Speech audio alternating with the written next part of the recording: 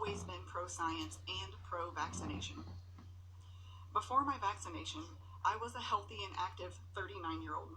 I enjoyed activities outside, traveling, and crafting with my family. I also cherished my work in a very busy pediatric dental office. I was not taking any medications prior to the vaccine, and I have never had a COVID infection, and I have been tested for proof. In January, my life changed drastically. Immediately after the injection, I felt an odd tingling type dripping sensation in my arm. I had immediate heart palpitations and a feeling as if I was going to pass out. I'm so sorry. And my blood pressure reading was so high that I don't know how I didn't have a stroke. I cannot quote what it was, but as a hygienist, I take blood pressure readings on my patients before I treat them, my adult patients. And it was so high that I was scared in that moment that something was happening to me. I did eventually stabilize. They monitored me for the 15 minutes and then an extra 30 minutes after. And I did stabilize, so they went on ahead and sent me home. When I got home, I felt a little, woozy, a little dizzy. The next couple of days, I just had a headache and just kind of that feeling of unwell, all of the things that I had signed up for to get the vaccine. But it was 3 days later that my symptoms increased and accelerated. I had a sharp stabbing pain in my scapula area that was just this intermittent, like a knife stabbing pain.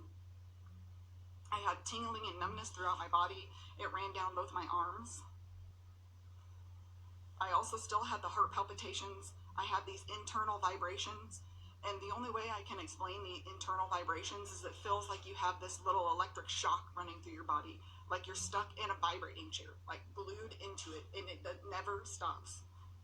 I have tremors in my hands, which has made me leery if I'll ever be able to practice as a hygienist again.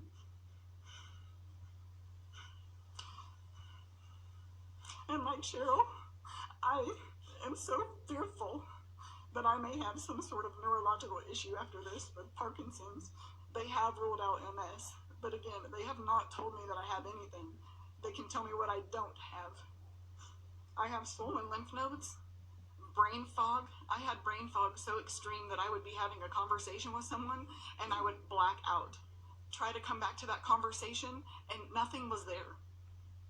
Swollen lymph nodes, muscle weakness, unexplained skin rashes. I had convulsions and nighttime seizures. I had to have my 6-year-old daughter wake me up from a fit in the middle of the night. No 6-year-old should have to do that for their parent.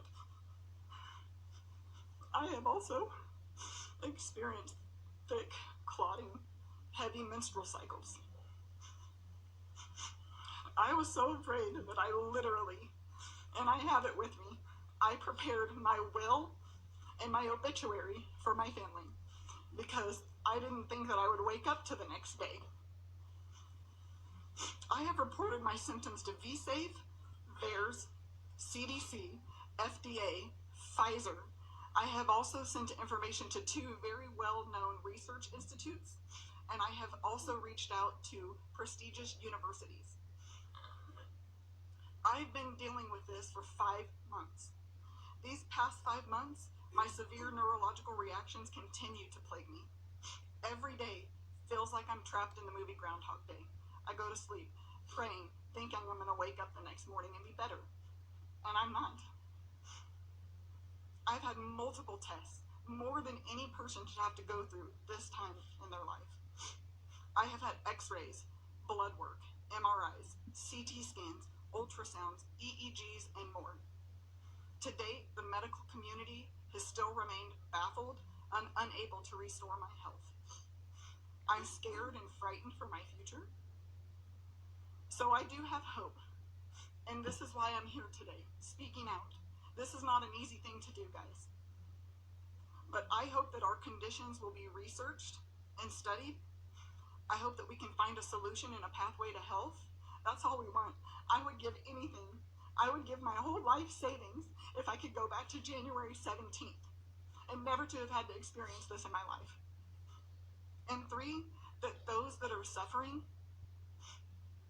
and that those that will come behind us, because the vaccine is still rolling out, that they will benefit from us coming forward and speaking today. We have suffered long enough. I think that we do deserve this time that you've given us today, and we are so gracious that you've taken your time to be here today. But we do deserve to be seen, which you are seeing us today, and heard. You're listening, but we need to be believed. That is the biggest issue. We just want you guys to believe that this is real. We are real Americans. We are real people experiencing these side effects. So I thank you for doing just that today. If you're new